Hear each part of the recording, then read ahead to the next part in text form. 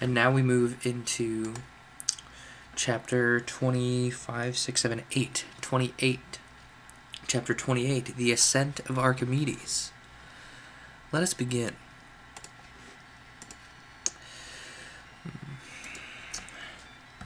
The broken, shaggy ramparts of the giant crater rose above us, and we toiled upward, out of the foothills, clinging now to the crags and pitted terraces of the main ascent.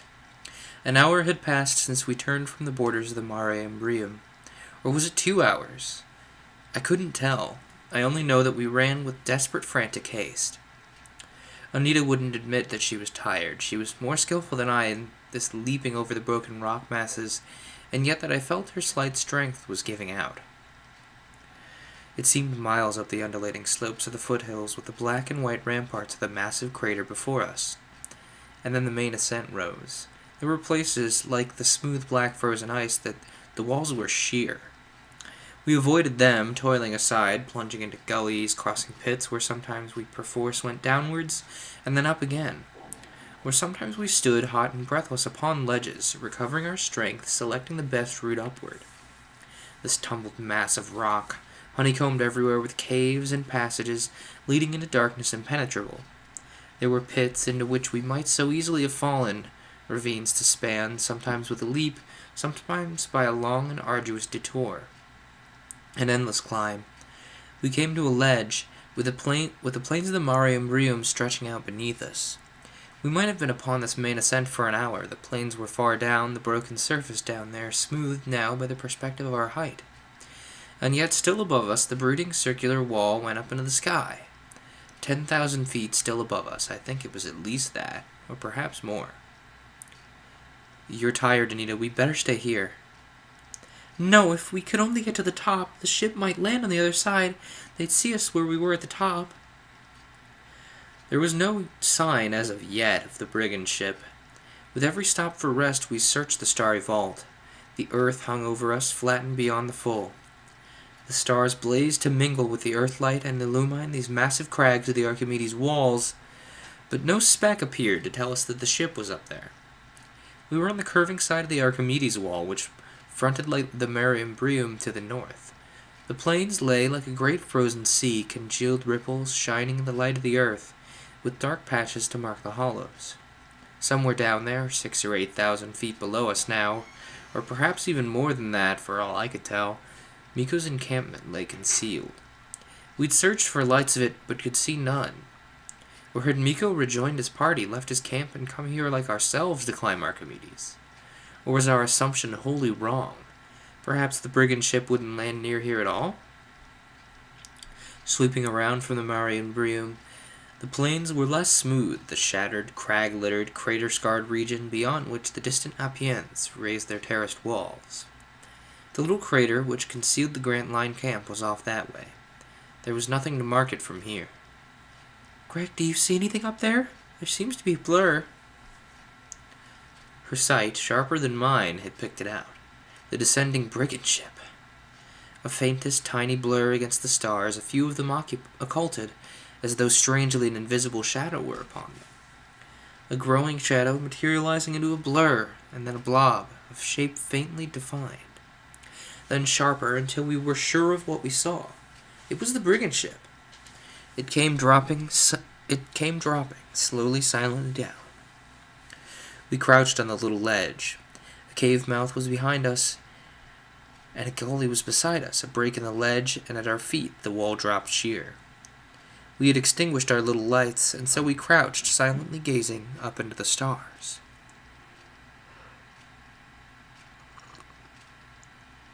The ship, when we first distinguished it, was central over Archimedes. We thought for a while that it might descend into the crater, but it didn't. It instead came sailing forward. I whispered into the autophone, whispering by instinct as though out here in all this airless desolation, someone might overhear us. It's coming over the crater. Her hand pressed my arm in answer. I recalled that when, from the Planetara, Miko had forced Snap to signal this brigand band on Mars, Miko's only information as to the whereabouts of the Grant Line camp was that it lay between Archimedes and the Appians. That was Grantline's first message to us, and Miko had relayed it to his men. The brigands from Mars now were following that information. And so a tense interval passed. We could see the ship plainly above us now, a gray-black shape among the stars up beyond the shaggy towering crater rim. The vessel came upon a level keel, hull down, and it was slowly circling, looking for Miko's signal, no doubt, or for possible lights of Grantline. They were also picking a landing place. We saw it soon as a cylindrical, cigar-like shape, rather smaller than the Planetara, but it's similar of design. It bore lights now. The ports of its hull were tiny rows of illumination, and the glow of light under its rounding upper dome was faintly visible. A bandit ship, there was no doubt of that. Its identification keel plate was empty of official passcode lights, and these brigands had not attempted to secure official sailing lights when leaving for Akshan. It was an outlawed ship, unmistakably, and here upon the deserted moon there was no need for secrecy. Its lights were openly displayed that Miko might see it and join it. It slowly went past us, only a few thousand feet higher than our level. We could see the whole outline of its pointed cylinder hull with the rounded dome on top. And under the dome was its open deck space, with a little cabin superstructure in the center. I thought for a moment that by some fortunate chance it might land quite near us. There was a wide ledge a quarter of a mile away. "Anita, look!" But it went past. Then I saw that it was heading on for a level, plateau-like surface a few miles further on, and so it dropped, cautiously floating down. There was still no sign of Miko, but I realized that haste was necessary. We must be the first to join the brigand ship. I lifted Anita to her feet. "I don't think we could signal from here." "No, Miko might see it." We couldn't tell where he was, but down on the plains? Or perhaps he was up here, somewhere in these miles of towering rocks? "Are you ready, Anita?" "Yes, Greg." I stared through the visors at her white, solemn face. "Yes, I'm ready." Her hand pressure seemed to me suddenly like a farewell. Were we plunging rashly into what was destined to mean our death? Was this a farewell? An instinct swept me not to do this thing. Why, in an hour or two, I could have Anita back to the comparative safety of the Grantline buildings. The exit ports would doubtless be repaired by now. I could get her inside.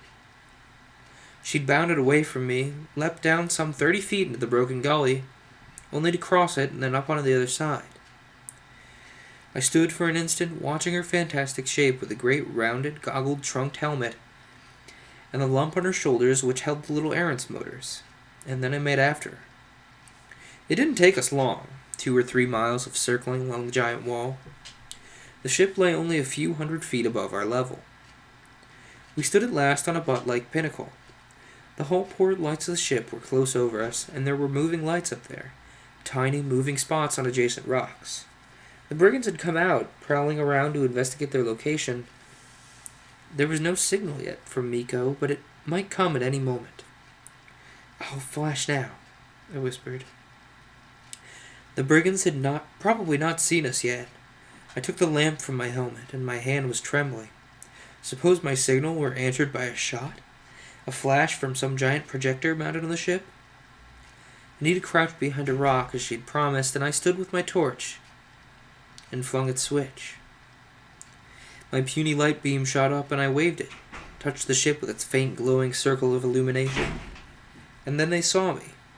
There was a sudden movement along the lights up there. I semaphored, "I am from Miko. Do not fire." I used the open universal code, in Martian first and then in English. And there was no answer, but no attack. I tried again. "This is Hong John, once for the Planetara. George Prince's sister is with me. There's been disaster to Miko." A small light beam came down from the brink of the overhead cliff beside the ship. "We read you." I went steadily on. "Disaster. The Planetara is wrecked. All killed but me and George Prince's sister. We want to join you." I flashed off my light, and the answer came. "Where's the Grantline camp?" "Near here. The Marium Brium."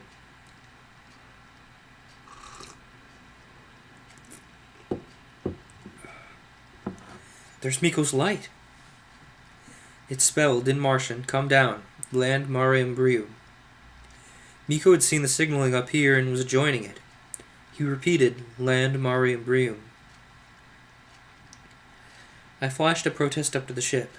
"Beware, that is Grantline, trickery." From the ship the summons came. "Come up." We'd won this first encounter, and Miko must have realized his disadvantage. His distant light went out. "Come on, Anita." There was no retreat now, but again I seemed to feel in the pressure of her hand that vague farewell. Her voice whispered, "We must do our best, act our best to be convincing." In the white glow of a search beam, we climbed the crags and reached the broad upper ledge.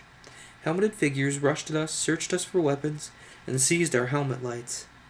The evil face of a giant Martian peered at me through the visors, and two other monstrous towering figures seized Anita.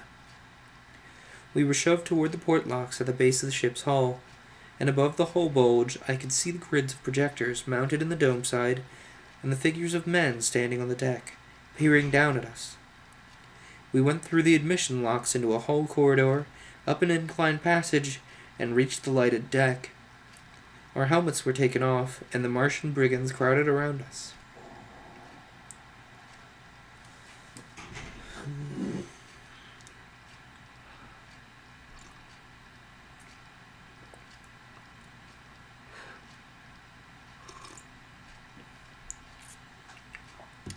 If you're curious, the tea I'm drinking right now is actually a custom blend.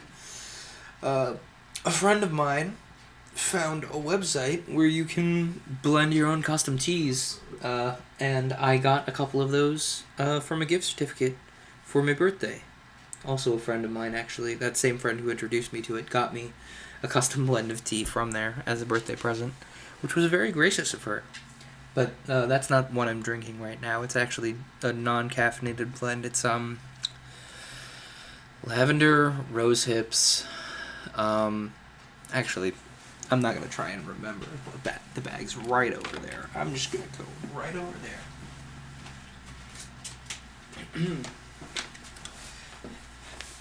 The tea is peppermint, orange peel, chamomile, lavender, rose hips, and licorice root. So, not everybody's, cup of tea, especially the licorice root, but I find it's really good.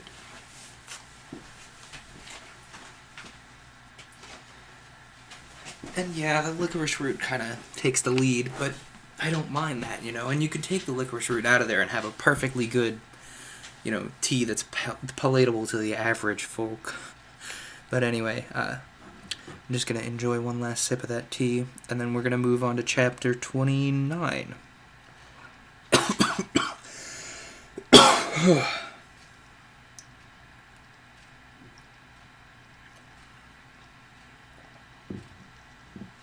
Yeah, exactly. How are you? I'm glad you could make it this time. Anyway, let's move on to chapter 29. I remembered incorrectly, and we actually are starting mid-story, but basically what you missed is there are brigands on the moon, and these people are trying to talk their way onto the ship because they need a way off the moon. Anyway, Anita's words echoed in my memory. We must act our best to be convincing. It wasn't her ability that I doubted as much as my own. She'd played the part of George Prince cleverly, unmasked only by an evil chance.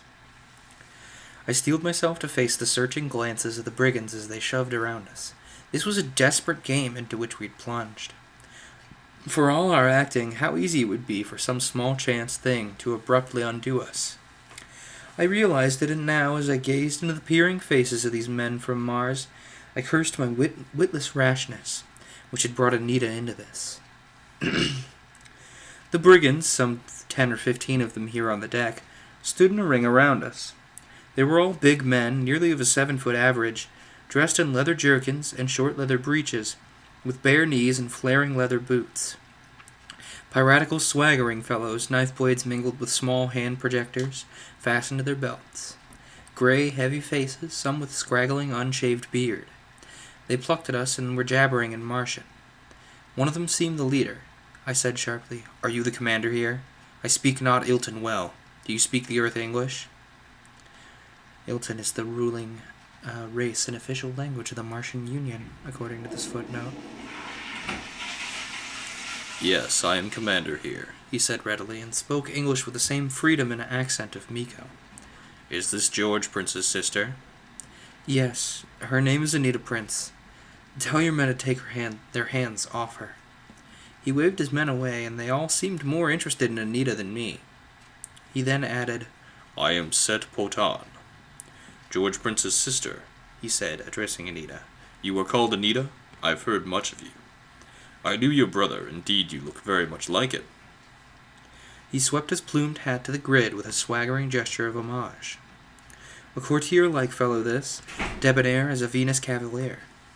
He accepted us, and I realized that Anita's presence was immensely valuable in making us convincing. And yet there was about this Potan, as with Miko, a disturbing suggestion of irony. I couldn't make him out, and I decided that we'd fooled him. Then I remarked the steely glitter of his eyes as he turned to me. "You were an officer of the Planetara?" The insignia of my rank was visible on my white jacket collar. The insignia of my rank was visible on my white jacket collar, which showed beneath the Arent suit now that my helmet was off. "Well, yes, I was supposed to be, but a year ago I embarked upon this adventure with Miko." He was leading us to his cabin. "The Planetara wrecked and Miko's dead?" "And Han and Coniston, George Prince too. We were the only survivors." While we divested ourselves of our errant suits, at his command, I told him briefly of the Planetara's fall. All had been killed on board, save Anita and me. We had escaped and awaited his coming. The treasure was here, because we'd located the Grant Line camp, and we were ready to lead him to it. Did he believe me? He listened quietly, and he didn't seem shocked at the death of his comrades, nor was he pleased, merely imperturbable. I added with a sly, sidelong glance, there were too many of us on the Planetara.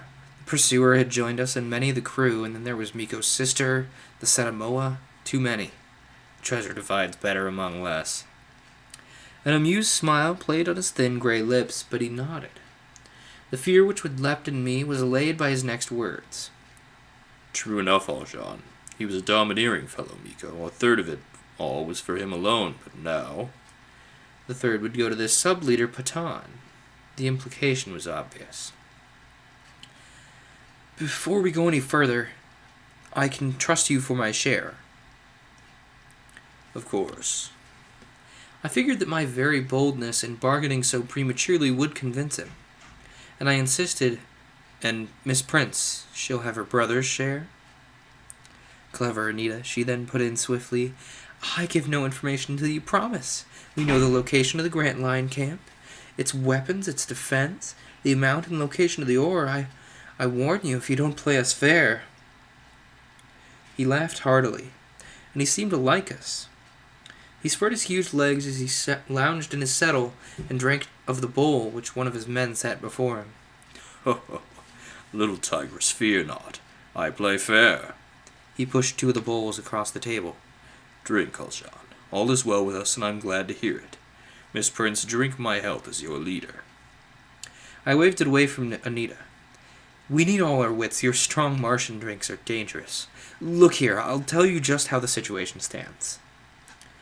I plunged into a glib account of our supposed wanderings to find the Grant Line camp, its location off in the Marium Brium, hidden in a cavern there.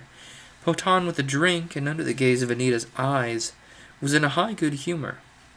He laughed when I told him that we'd dared to invade the Grant Line camp, had smashed its exit ports, and even gotten up to have a look at where the ore was piled. "Well done, Aljan. You're a fellow to my liking." And yet his gaze remained on Anita. "You dress like a man or a charming boy." She still wore the dark clothes of her brother, and so she said, "I'm used to action. Man's garb pleases me.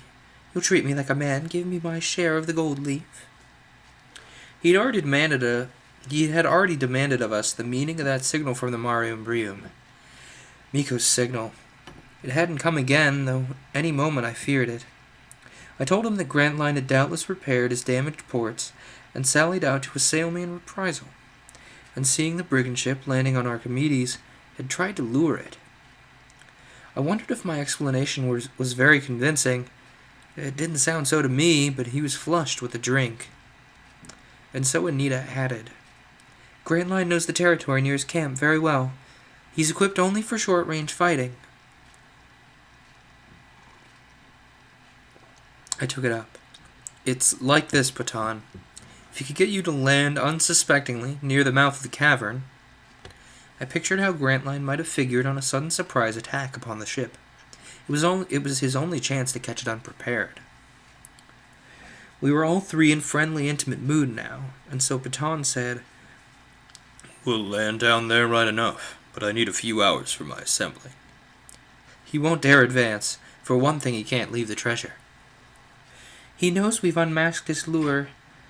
Haljan and I joining you, that silenced him. His light went out very promptly, didn't it? She flashed me a side gaze. Were we acting convincingly? But if Miko started up his signals again, they might so quickly betray us.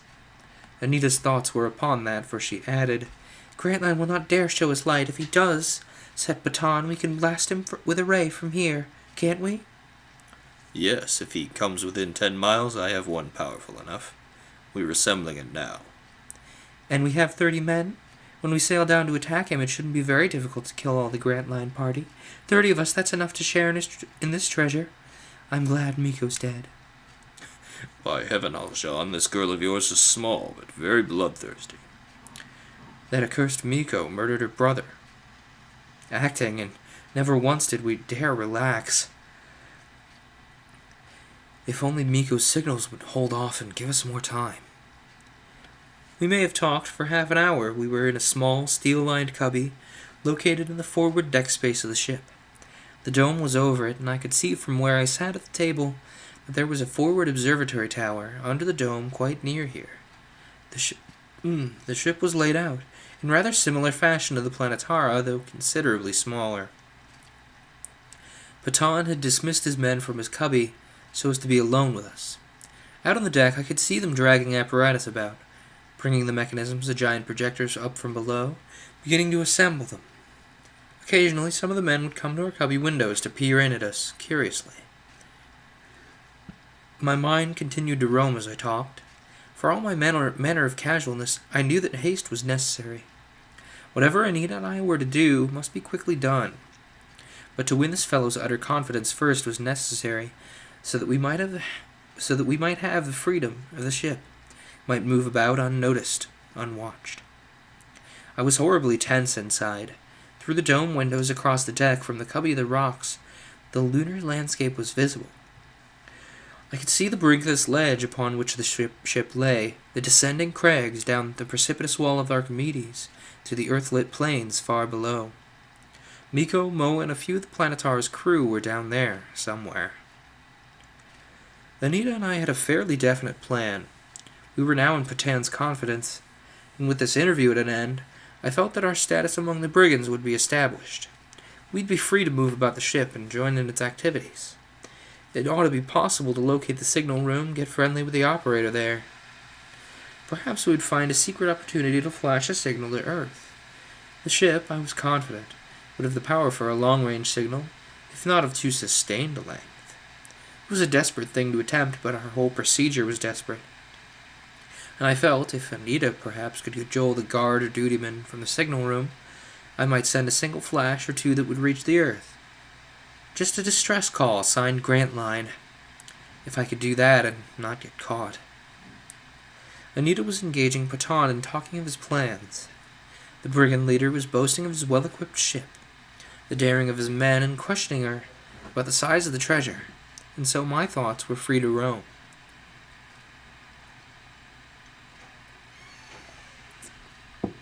A signal to Earth. And while we were making friends with these brigands, the longest-range electronic projector was being assembled.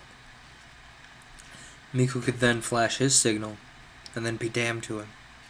I'd be on the deck with that projector, its operator, and I would turn it upon Miko. One flash of it, and he and his little band would be wiped out. But there was our escape to be thought of. We could not remain very long with these brigands, and we could tell them that the Grantline camp was on the Mariam Brium. It would delay them for a time, but our lie would soon be discovered. We must escape from them, get away, and back to Grantline. With Miko dead, a distress signal to Earth, and Patan in ignorance of Grantline's location, the treasure would be safe until help arrived from Earth. It all fitted together so nicely.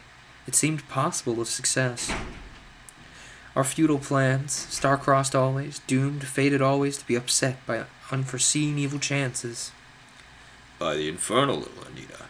You look like a dove, but you're a tigress, a comrade after my own heart, bloodthirsty as a fire worshipper. Her laugh rang out to mingle with his. "Oh no," said Patan, "I'm treasure-thirsty." We'll get the treasure. Never fear, little Anita. With you to lead us, Patan, I'm sure we will. A man entered the cubby, and Patan looked frowningly around. What is it? What is it, Argyle? The fellow answered in Martian, leered at Anita, and then withdrew. Patan stood up, and I noticed that he was unsteady with his drink. They want me with work at the projectors. Go ahead. He nodded, and I knew that we were comrades now.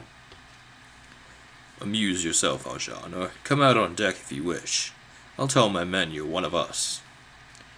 And you tell them to keep their hands off Miss Prince. He stared at me. I hadn't thought of that. A woman among so many men. Hey there, 1930s. Lest you forget, these books are from the 1930s, dang. His own gaze at Anita was as leeringly offensive as any of his own men could have given. He said, Have no fear, little tigress. I'm afraid of nothing. But when he'd lurched from the cabin, she touched me, and smiled with her mannish swagger for fear we were still observed, and murmured, Oh, Greg, I'm so afraid. We stayed in the cubby a few moments, whispering and trying to plan. You think the signal room is in the tower, Greg? This tower, outside our window here. Yes, I think so. Shall we go out and see? Yes, keep near me always. Oh, Greg, I will. We deposited our errand suit carefully in a corner of the cubby. We might need them so suddenly. And then we swaggered out to join the brigands working on the deck. Hang on, I'm just curious, how many chapters? It doesn't tell me, that's cool. Anyway, we're on chapter 30 already. Wow, that's quite a few chapters.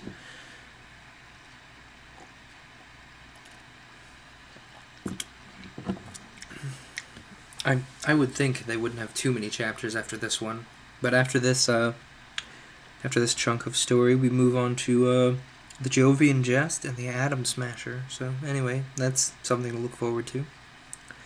The deck glowed lurid in the queer blue-greenish glare of Martian electro-fuse lights. It was in a bustle of ordered activity. Some 20 of the crew were scattered about working in little groups. Apparatus was being brought up from below to be assembled, and there was a pile of errant suits and helmets, of Martian pattern, but still very similar to those with which Grantline's expedition was equipped. There were giant projectors of several kinds, some familiar to me and others of a fashion I'd never seen before. It seemed there were 6 or 8 of them, still dismantled, with a litter of their attendant batteries and coils and tube amplifiers. They were to be mounted here on the deck, I assumed. And I saw on the dome side 1 or 2 of them already rolled into position at the necessary pressure ports. Anita and I stood outside Patan's cubby, gazing around us curiously, and the men looked at us, but none of them spoke. Let's watch from here for a moment, I whispered. She nodded, standing with her hand on my arm, and I felt that we were very small here in the midst of these 7-foot Martian men. I was all in white, the costume used in the warm interior of the Grantline camp. Bareheaded, white silk planetary uniform jacket, a broad belt, and tight-laced trousers. Anita was the slim black figure beside me, somber as Hamlet, with her pale, boyish face and wavy black hair. The gravity being maintained here on the ship, we'd found to be stronger than that of the moon. It was rather more like Mars. They're the heat rays, Greg. A pile of them was visible down the deck length, and I saw caskets of fragile glass globes, bombs of different styles, hand projectors of the paralyzing ray, search beams of several varieties, the Benson curve light, and a few sidearms of ancient Earth design, swords and dirks, and a few small bullet projectors. There seemed to be some mining equipment as well.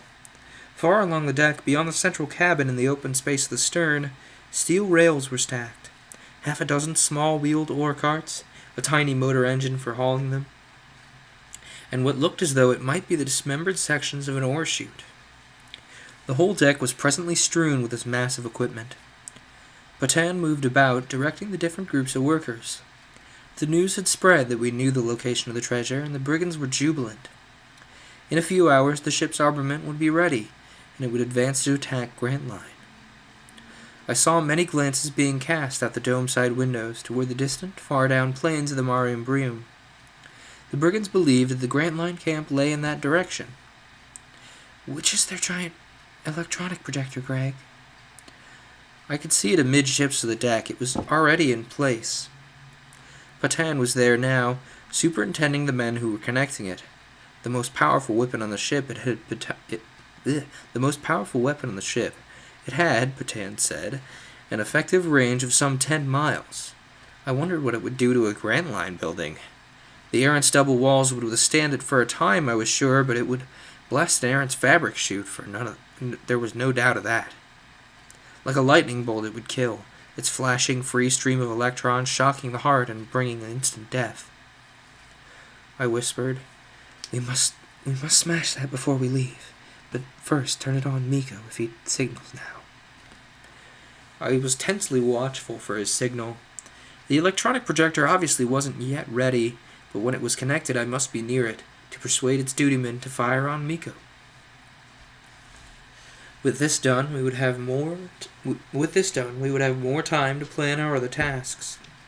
I didn't think Poton would be ready for his attack before another time of sleep here in the ship's routine. Things would be quieter then. I would watch my chance to send a signal to Earth, and then we would escape.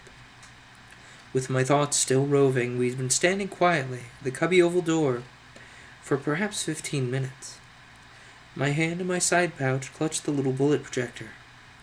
Brigands had taken it from me and given it to Patan, and he'd placed it on the settle with my errant suit. And when we gained his confidence, he'd forgotten it and left it there. I had it now, and the feel of its cool, sleek handle gave me a measure of comfort. Things could go wrong so easily, but if they did, I was determined to sell my life as dearly as possible. And so a vague thought was in my mind. I must not use the last bullet. That would be for Anita. I shook myself free from such sinister fantasy. That electronic projector is remote-controlled. Look, Anita, that's the signal room over us. The giant projector will be aimed and fired from up there. And it sure seemed so. A 30-foot skeleton tower stood on the deck near us, with a spiral ladder leading up to a small square steel cubby at the top. Through the cubby window ovals I could see the instrument panels. And a single Martian was up there. He had called down to Patan, concerning the electronic projector. The roof of this little tower was close under the dome. It was a space of no more than 4 feet. A pressure lock exit in the dome was up there, with a few steps leading up to it from the roof of the tower signal room. We could escape that way, perhaps. In the event of the dire necessity, it might be possible, but only as a desperate resort, for it put us on top of the glassite dome with a sheer 100 feet or more down its sleek, bulging exterior side, and down the outside bulge of the ship's hull to the rocks below. There might be a spider ladder outside, leaning downward, but I had no evidence of it. If Anita and I were forced to escape that way, I wondered how we would manage a 100-foot jump to the rocks and land safely. Even with the slight gravity of the moon, it'd be a dangerous fall. You are Gregor Jean? I started as one of the brigands coming up behind us addressed me. Well, yes. Commander Patan tells me you are Chief Navigator of the Planetara. Yes. You shall pilot us when we advance upon the Grant Line camp. I am Control Commander here. Browtow is my name. He smiled. He was a giant fellow, but he was spindly. He spoke good English, if a bit stiff, and yet he seemed anxious to be friendly. We are glad to have you and George Prince's sister with us. He shot Anita an admiring glance. I will show you our controls, John. All right, whatever I can do to help. But not now. It'll be some hours before we're ready. I nodded, and off he wandered. Anita whispered, Did he mean that signal room up there in the tower? Oh, Greg, maybe it's only the ship's control room. I don't know, but the projector rangefinders are up there, and I think it's the signal room. Suppose we go up and see? Miko's signals might start in a minute, Greg. And the electronic projector now seemed about ready. It was certainly time for me to act, but a reluctant instinct was upon me. Our errant suits were here close behind us in Patan's cubby. I hated to leave them. If anything happened and we had to make a sudden dash, there'd be no time to garb ourselves in our suits. To adjust the helmets was bad enough. I whispered, We must get into our suits. Find some pretext. I drew her back through the cubby doorway where we would be more secluded. Anita, listen, I've been a fool not to plan our escape more carefully. We're in too great a danger here. It seemed to me suddenly that we were in a desperate plight. Was it a premonition? Anita, listen, if anything happens and we have to make a dash. Up through that dome lock, Greg? It's a manual control. You can see the levers. Yes, it's a manual, but up there, how would we get down? There may be an outside ladder, Greg. I don't think so. I haven't seen one. Then we can get out the way they brought us in. The whole port, it's a manual, too. Yes, I think I can find our way down through the hall corridors. For a quick run. If we have to run, you stay close beside me. I've got this bullet projector, and evidently there aren't many men in the lower corridors. There are guards outside on the rocks. We'd seen them through the dome windows, but there weren't many. Only 2 or 3. A surprise rush at them would turn the trick.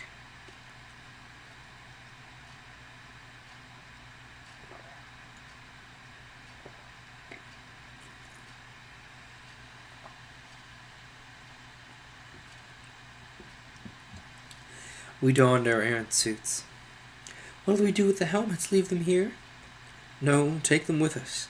I'm not going to get separated from them. It's too dangerous. Will look strange going up to that signal room equipped like this. I can't help it. We'll have to figure out something to explain it. She stood before me, a strange-looking little figure in the now deflated, bagging suit, with her slim neck and head protruding above the metal circle of its collar. Carry your helmet, Anita. I'll take mine. We could adjust the helmets and start the errant's motors all within a few seconds. I'm ready, Greg. Come on, then. Let me go first.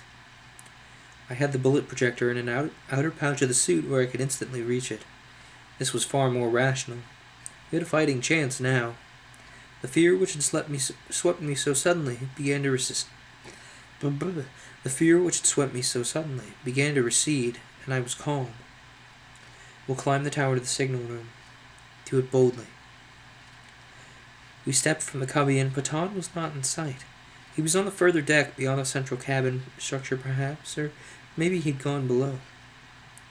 On the deck we were immediately accosted. This was different, our appearance in the errant suits. Where are you going? This fellow spoke in Martian, and so I answered in English. Up there. He stood before us, towering over me, and I saw a group of nearby workers stop to regard us. In a moment we'd be causing a commotion, and that was the last thing I needed. I said in Martian, Commander Patan told me what I wish I can do. From the dome we look around, see where is the Grant Line camp. I'm the pilot of the ship to go there. The man who had called himself Bertau passed near us, and I appealed to him. We put on our suits. I thought we might go up to the dome for a minute and look around if I'm to pilot the ship. He hesitated, and his glance swept the deck as though to ask Patan, and someone said in Martian, The commander is down in the stern storeroom. It decided Bertau. He waved away the Martian who had stopped me. Let them alone. Anita and I gave him the most friendly smile. Thank you. He bowed to Anita with a sweeping gesture. I will show you over the control room presently. His gaze went to the peak of the bow. The little hooded cubby there was the control room, and satisfaction swept me. And this, above us in the tower, must surely be the signal room. Would Browtow follow us up there? I hoped not. I wanted to be alone with the dutyman up there, giving me a chance to get at the projector controls if Miko's signal should come. I drew Anita past Browtow and stood aside. Thank you. We won't be long. And so we mounted the little ladder.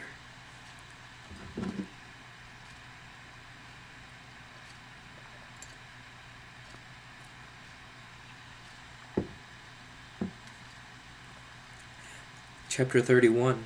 In the Tower Cubby. Hurry, Anita. I feared that Paton might come up over the hall at any moment and stop us.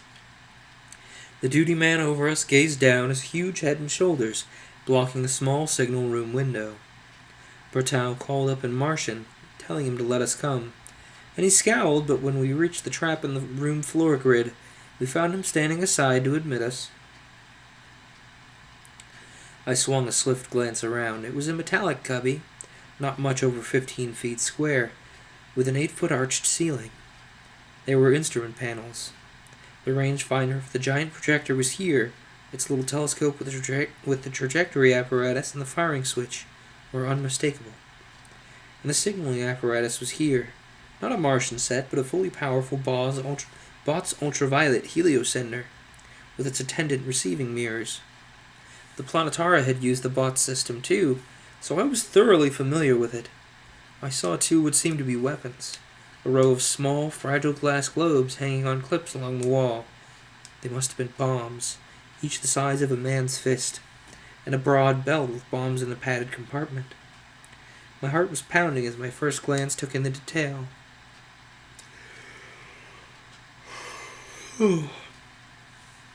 I saw also that the room had 4 small oval window openings.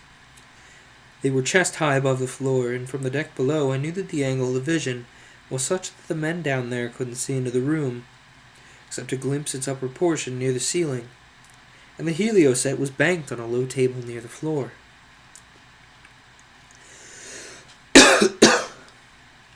In a corner of the room, a small ladder led through a ceiling trap to the cubby roof.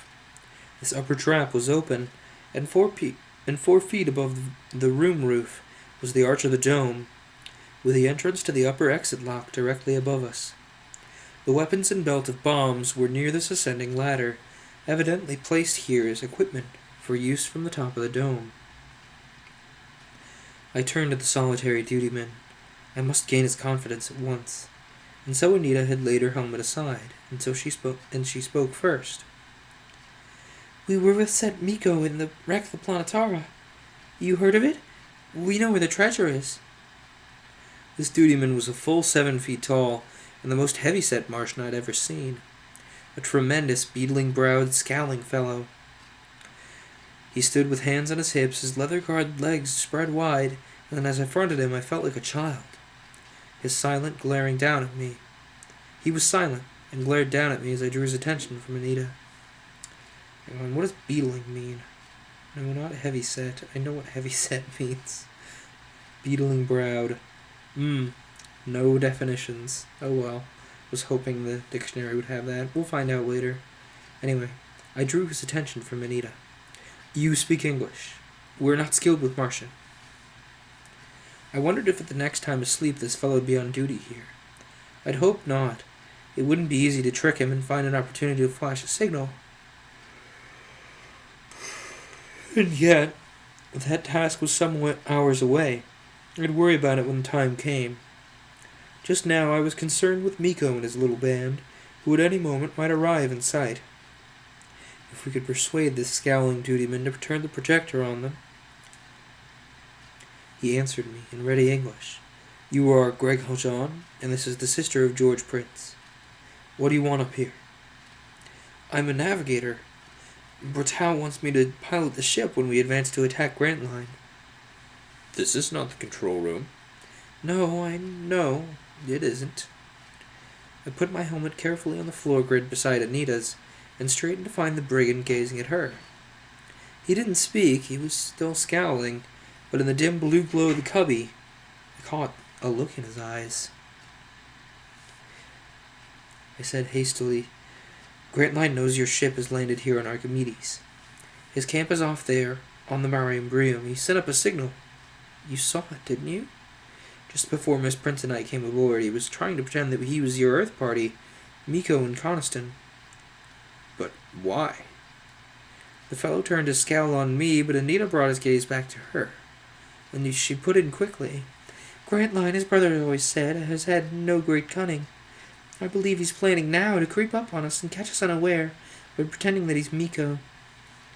If he does that, we'll turn this electronic projector on him and annihilate him. You have the firing mechanism right here, don't you? Who told you? I gestured. I see it here. It's obvious. I'm skilled at trajectory firing. If Grantline appears down there now, I'll help you. Is it connected? Yes. You have on your errant suits. Are you going to the dome roof? Then go. But that was what we didn't want to do. Anita's glance seemed to tell me to let her handle this, and I turned toward one of the cubby windows as she said sweetly, Are you in charge of this room? Show me how the projector is operated. It'll be invincible against the Grantline camp. Yes. I had my back to them for a moment, and through the breast-high oval I could see down across the deck space and out through the side dome windows, and my heart suddenly leapt into my throat.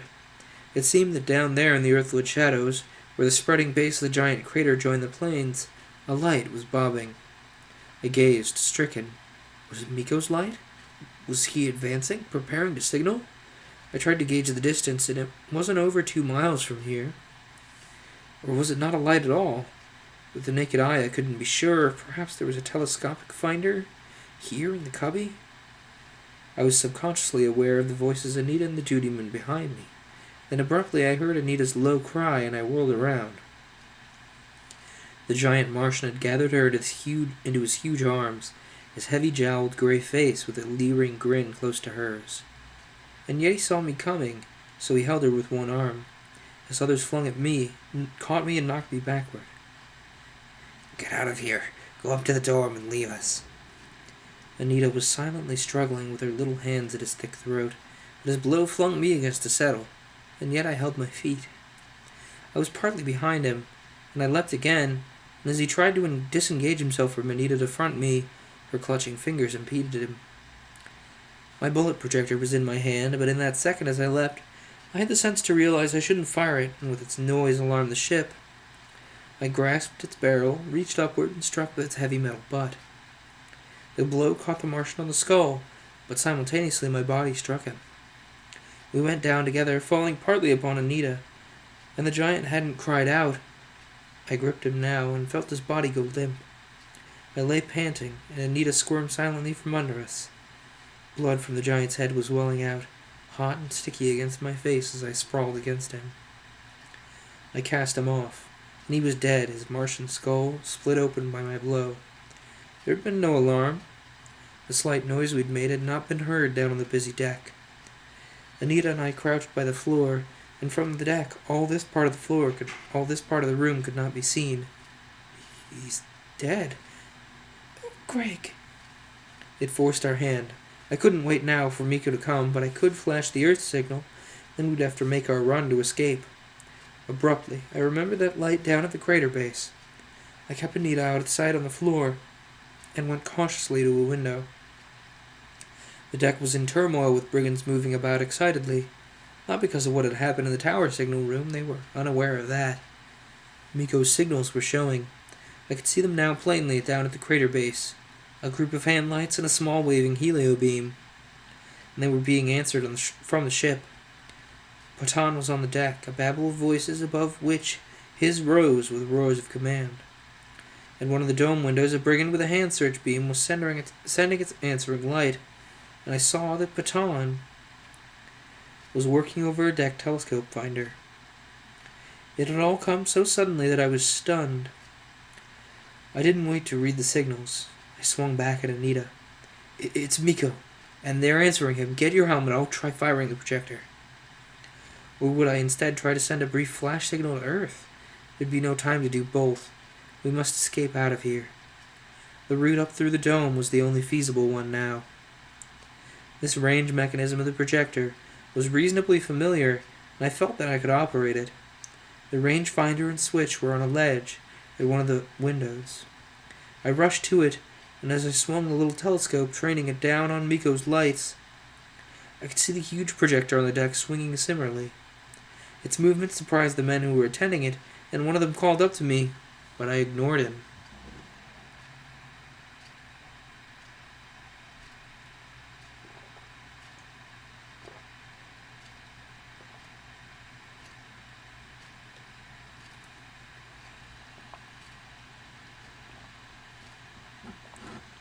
Then Patan looked up and saw me.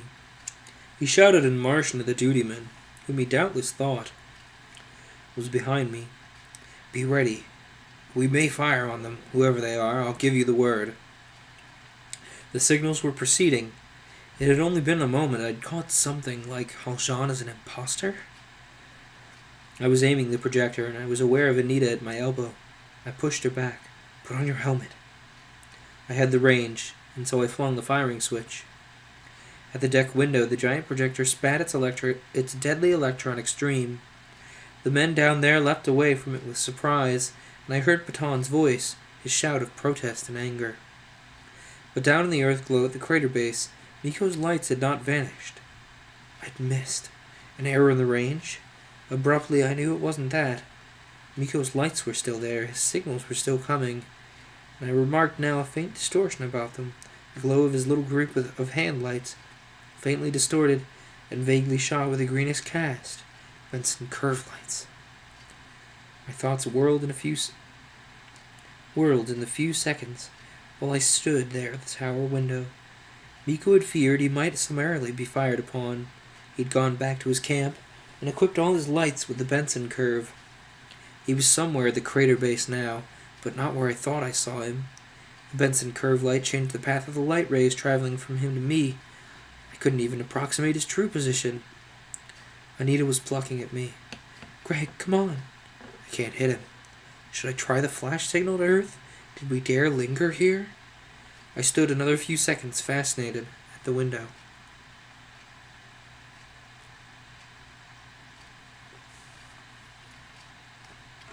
I saw Patan down in the confusion of the deck, training a telescope.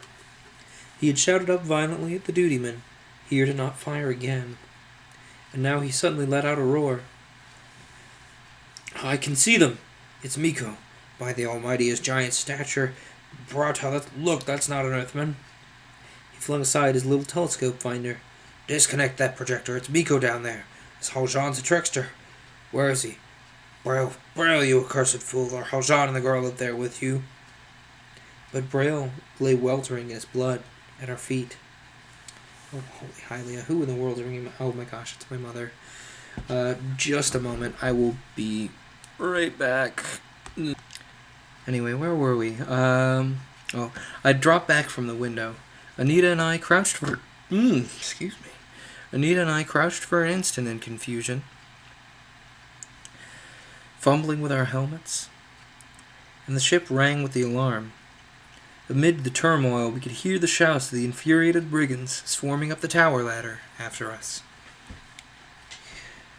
Chapter 32, A Speck Amid the Stars. I was only inactive a moment. I had thought Anita would have on her helmet, but she was reluctant or perhaps confused. "Greg, we've got to get out of here, up through the overhead locks to the dome. Yes."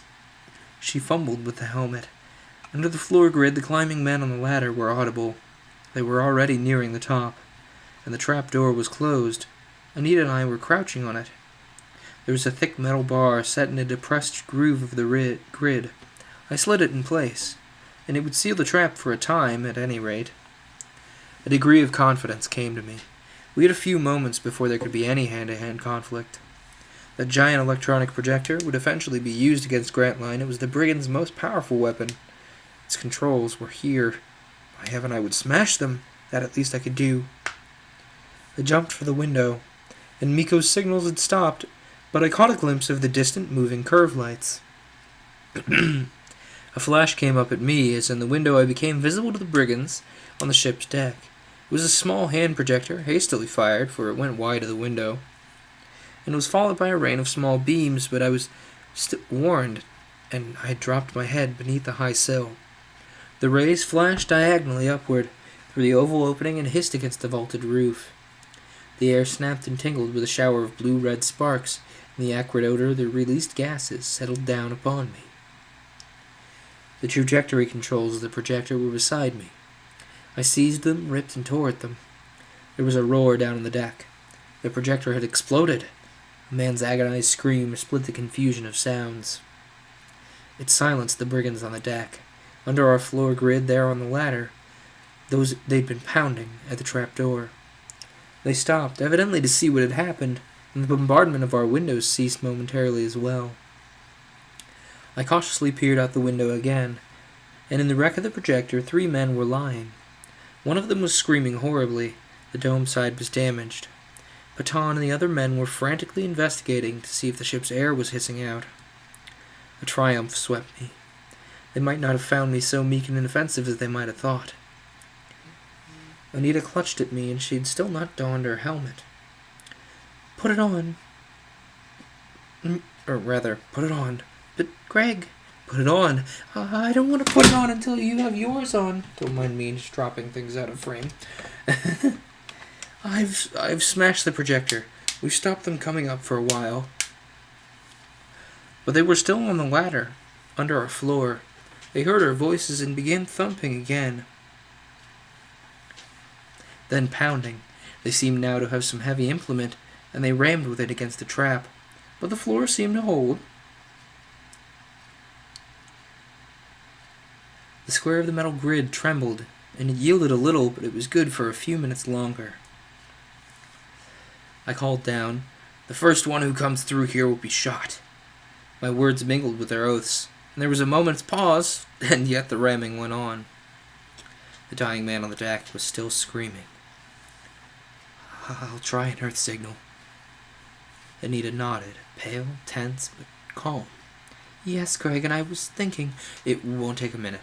Have your helmet ready." "I was thinking..." She hurried across the room, and I swung on the bot's signaling apparatus. It was connected, and within a moment I had it humming. The fluorescent tubes lighted with her lurid glare. They painted purple the body of the giant dutyman who lay sprawled at my feet. I drew on all the ship's power, and the tube lights in the room quivered and went dim. I would have to hurry. Patan could shut this off from the main hull's control room, and I could see through the room's upper trap the primary sending mirror mounted in the peak of the dome. It was quivering, radiant with its light energy. "Oh! Welcome to the igloo, the butt 6969. Hang on, there are numbers there, I promise." "Welcome to the igloo. Apologies if I got your numbers incorrect, but welcome. Glad to have someone new. Hope you're enjoying the story so far." Anyway, I could see through the room's upper trap the primary sending mirror mounted in the peak of the dome. It was quivering, radiant with its light energy, and so I sent the flash. The flattened, full-past Earth was up there. I knew the Western Hemisphere faced the moon at this hour. I flashed in English with the open universal Earth code. "Help. Grant line." And again. "Send help. Archimedes region, near Appians. Attacked by brigands. Send help at once. Grant line." If only it'd be received. I flung off the current, and Anita stood watching me intently. Greg, look." She'd taken some of the glass globe bombs which lay by the foot of the sending ladder, and she held some of them now. "Greg, I threw some." At the window we gazed down. At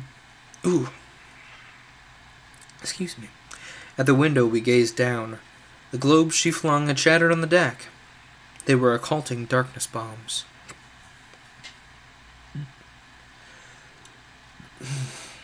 Hang on, just give me a minute. My insides are upset with me.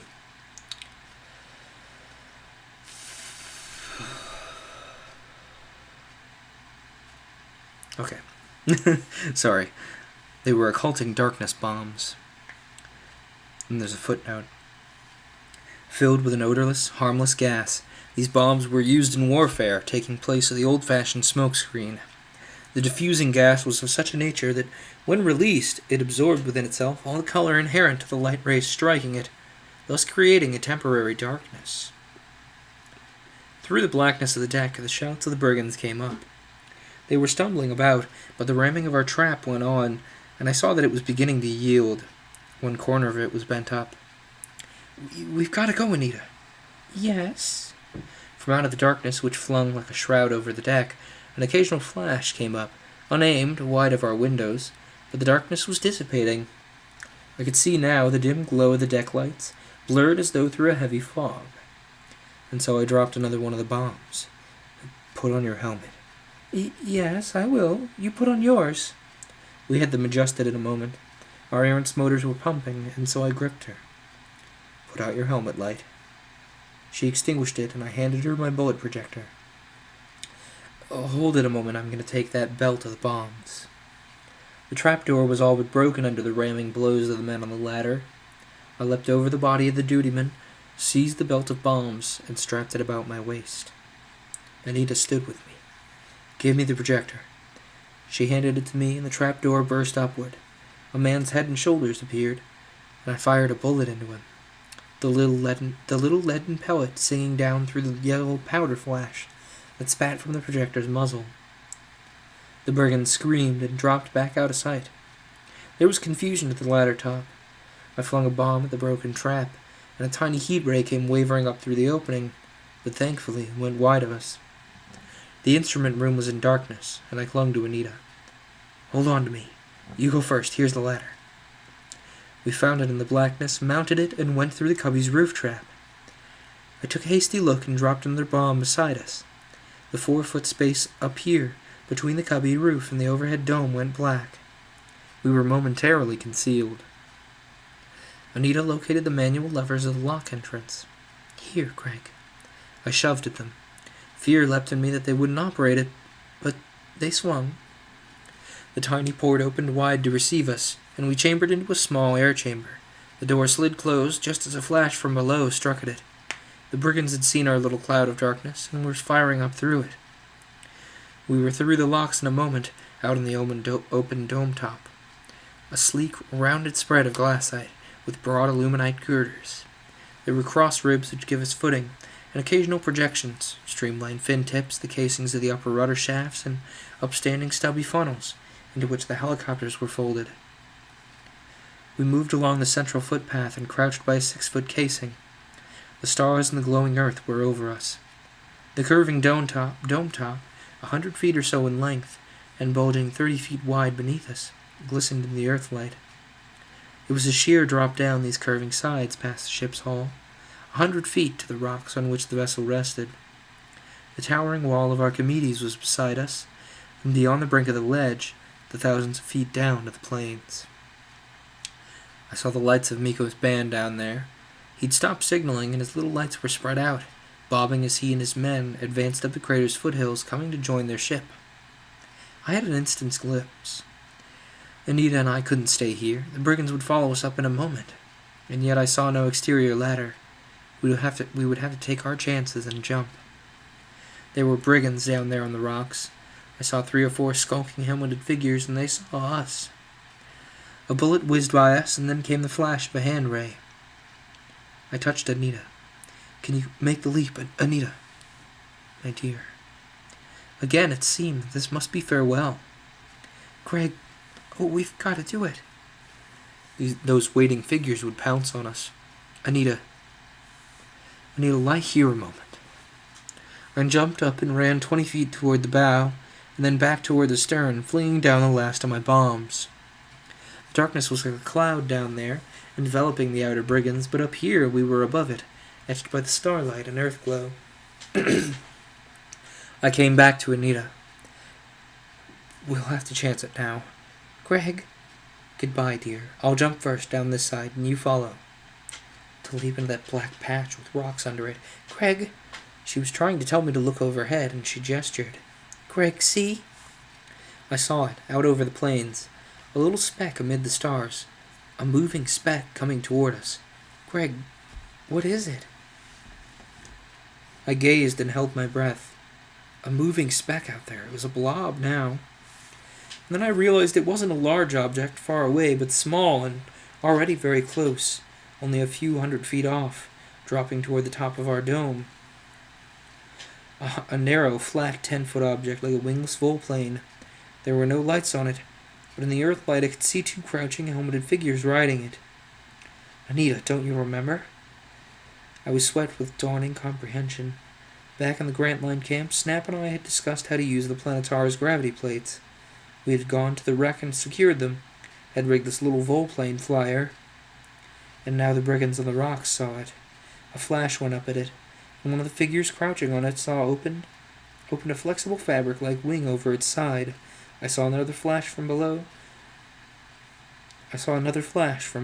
harmlessly striking the insulated shield. I gasped to Anita, "Light your helmet, it's from Grantline. Let them see us." I stood erect, and the little flying platform went over us, 50 feet up, circling and dropping down to the dome top. I waved my helmet light, and the exit lock from below, up from which we had come, was near us. The advancing brigands were already in it. I'd forgotten to demolish the manuals. And I saw that the darkness down on the rocks was almost gone now, dissipating in the airless night. The brigands down there began firing up at us. It was a confusion of flashing lights. I clutched at Anita. "Come this way. Run!" The platform barely missed our heads, and so it sailed lengthwise to the dome top and crashed silently on the central runway near the stern tip. Anita and I ran to it. The 2 helmeted figures seized us, shoved us prone on the metal platform. It was barely 4 feet wide, a low railing, handles with which to cling, and a tiny hood cubby in front with banks of controls. "Greg, Snap!" It was Snap and Venza. She seized Anita, held her crouching in place, and Snap flung himself face down to the controls. The brigands in the lock were out on the dome now. I took a last shot as we lifted. My bullet punctured one of them, and he fell and slid scrambling off the rounded dome, dropping out of sight. Light rays and silent flashes seemed to envelop us. Venza held the side shields higher, and we tilted, swayed crazily, then steadied. The ship's dome dropped away beneath us. The rocks of the open ledge were under us, and then the abyss, with the moving, climbing specks of Miko's lights far down. I saw over the side shield the already distant brigand ship, resting on the ledge with the massive Archimedes wall behind it. Confusion back there of futile, flashing rays. It all faded into a remote glow as we sailed smoothly up into the starlight and away, heading for the Grantline camp. Alright, folks, I'm going to take a very short break. Get some stretching and some water and all that whatnot in, because we've been at this for an hour. And when I come back, we'll start in on chapter 33. So, see you all in just a couple moments. I hope everyone's settled in, because we're about to get into chapter 33, Besieged. Wake up, Craig, they're coming. I forced myself to consciousness. Coming? Yes, wake up. I leapt from my bunk and followed Snap with a rush into the corridor. We had returned safely to the Grantline camp, and Anita and I had found ourselves exhausted from lack of sleep. Our arduous climb of Archimedes and that tense time on the brigand ship. On the flight back, Snap had explained how the landing of the ship on the Archimedes was observed through the Grantline telescope, using but little of its power for this local range. They had read with amazement my signals to the brigands, and Snap had rushed to completion the first of our contemplated flying platforms.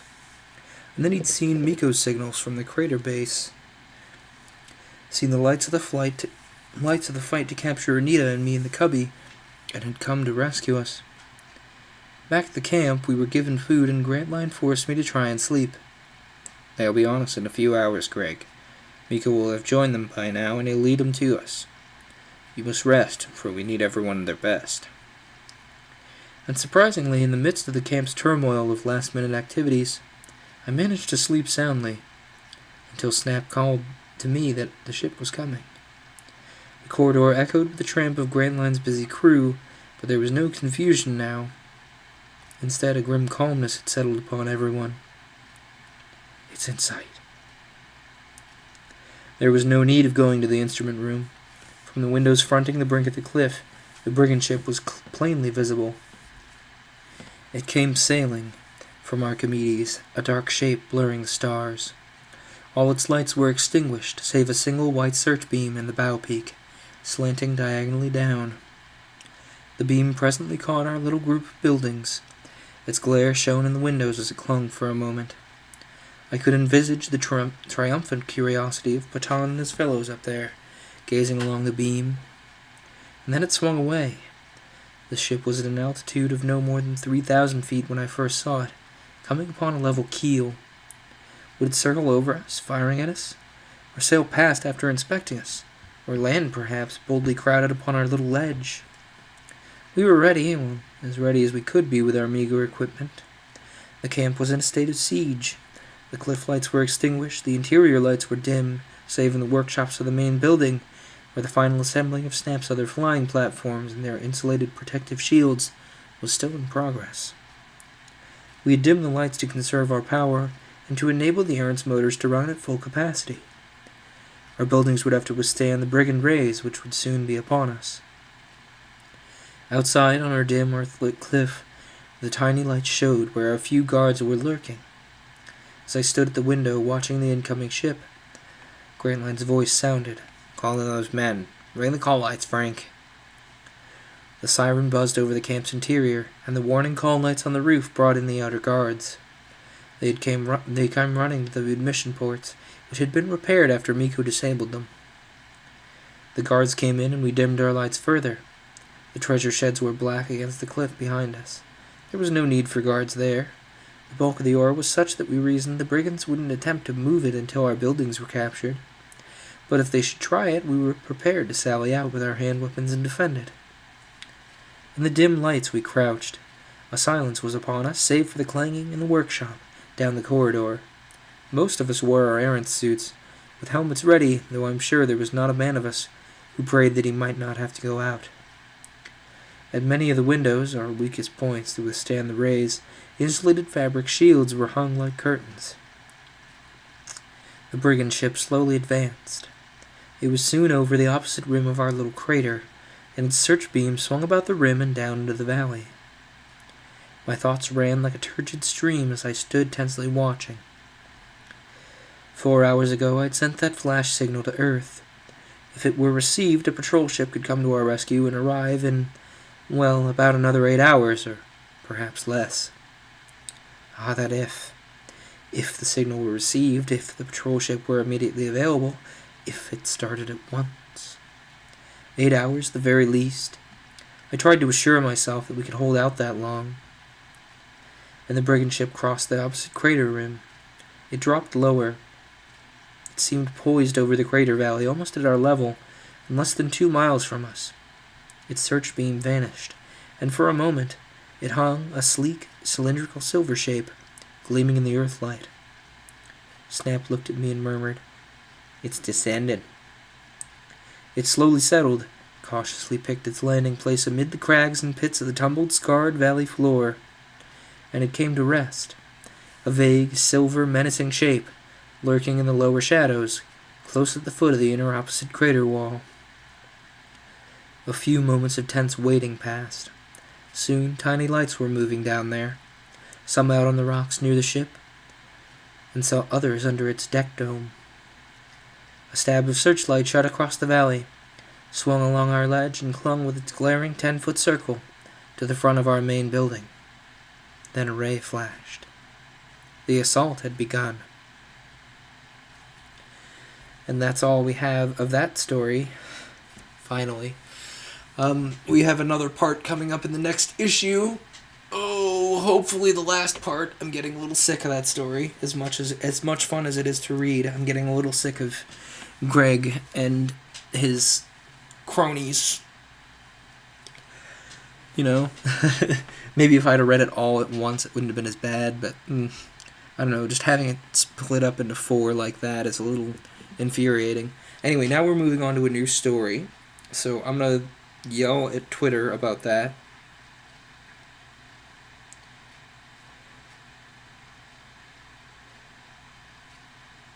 We're starting a new story. So now is a good time to jump in. Come join the fun. Because, we have a good time over here. Reading our books. Sometimes you just gotta advertise.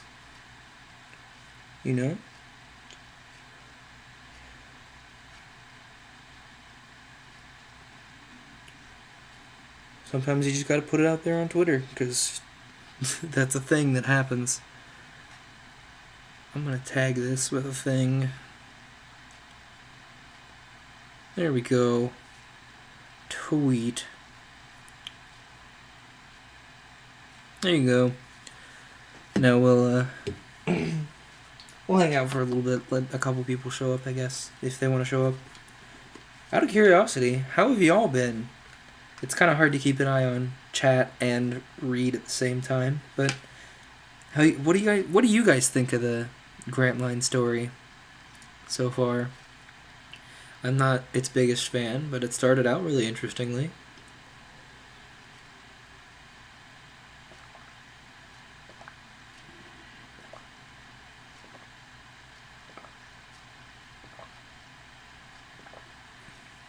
Relatedly, we have 2 short stories left in this issue, and then we have the reader letters. I'm curious, do you guys want to hear the reader letters, or would you prefer I just stick to the stories? Because, the thing is, these are old science fiction, magazines that they used to sell, by the month issues. Well, they still sell them, this particular company. But anyway, they sell them by the issue per month, and so there's a reader's corner where the people write in letters like, oh, this story sucked, don't have anything more like it, brr, and oh man, this one was good, kind of things. And then there's vintage advertisements. So I'm curious how you all feel about that.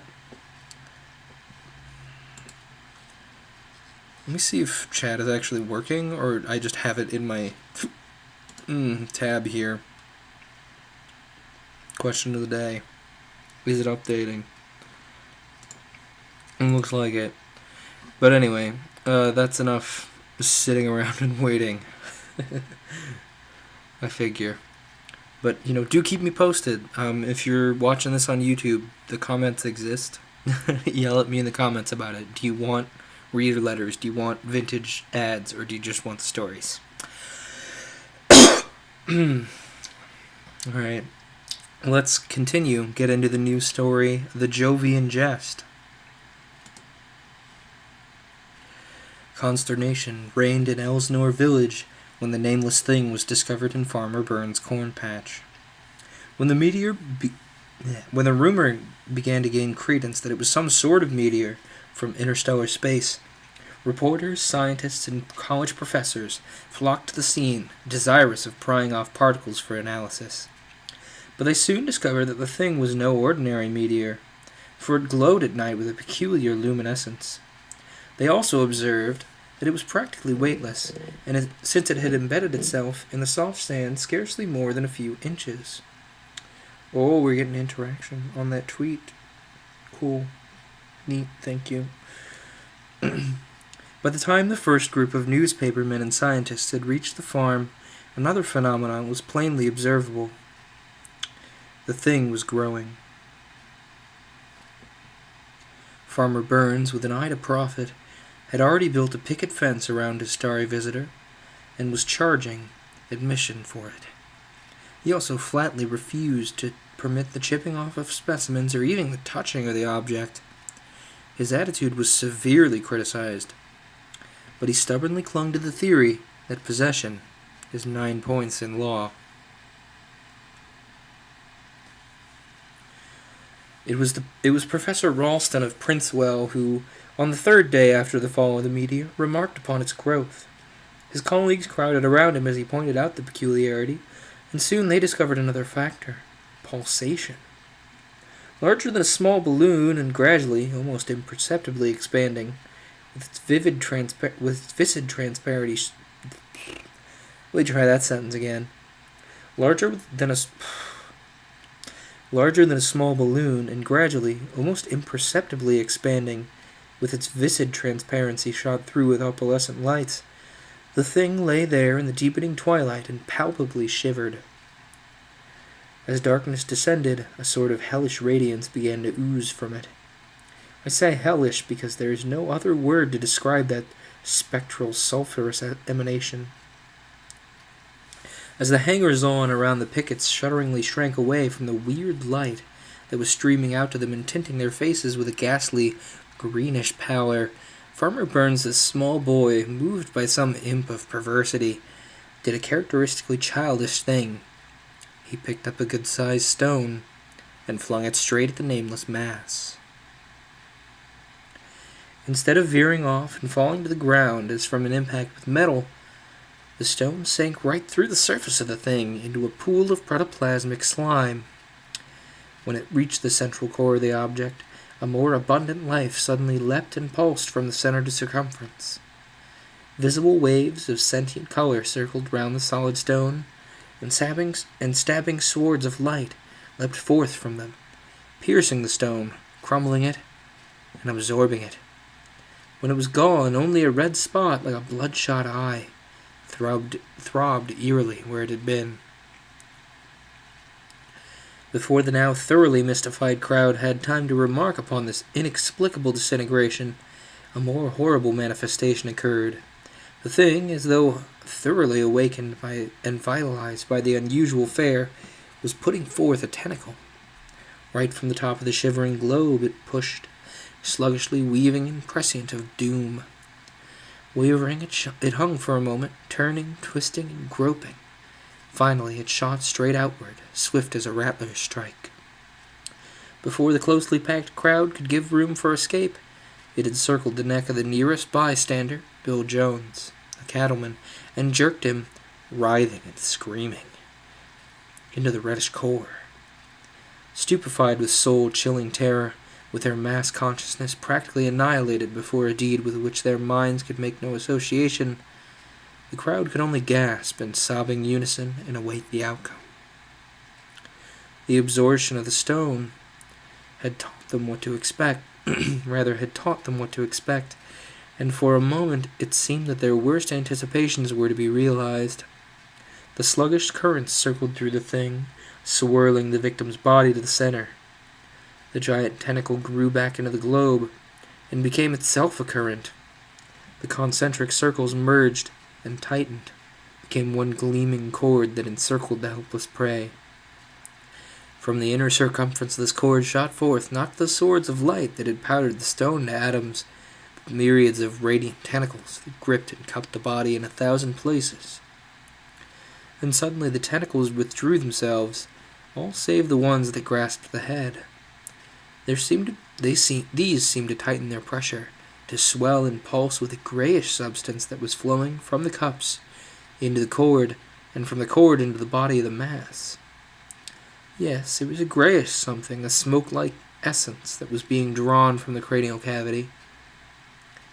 And Bill Jones was no longer screaming and gibbering, but he was stiff with the rigidity of stone. Notwithstanding, there seemed to be no visible mark upon his body. His flesh seemed unharmed. Swiftly came the awful climax. The waving tentacles withdrew themselves, the body of Bill Jones lost its rigidity, a heaving motion from the center of the thing propelled its cargo to the surface, and Bill Jones stepped out. Yes, he stepped out and stood for a moment, staring straight ahead, at nothing, glassily. Every person in the shivering, paralyzed group knew instinctively that something unthinkable had happened to him. Something had transpired, something hitherto only possible in the abysmal spaces on the other side of things. And finally he turned and faced the nameless object, raising his arms stiffly, automatically, as in a military salute. Then he turned and walked jerkily, mindlessly, round and round the globe like a wooden soldier marching. Meanwhile, the thing lay quiescent, gorged. Alright, question of the day. What's quiescent mean? No, not wooden. Sorry, I'm trying to get my ebook reader to tell me what this means. Quesient. In a state or period of inactivity or dormancy. So what it sounds like. Alright. Professor Ralston was the first to find his voice. In fact, Professor Ralston was always finding his voice in the most unexpected of places. But this time it had caught a chill. It was trembling. Gentlemen, he began, looking down academically upon the motley crowd as though doubting the aptitude of the salutation. Fellow citizens, he corrected, the phenomenon we have just witnessed is to the lay mind inexplicable. To me and my honorable colleagues, it is quite clear, that is to say, quite clear indeed. We have before us a specimen, a perfect specimen, I might say, of a... He stammered in the presence of the unnameable. His hesitancy caused the rapt attention of the throng that was waiting breathlessly for an explanation to flicker back to said inexplicable thing.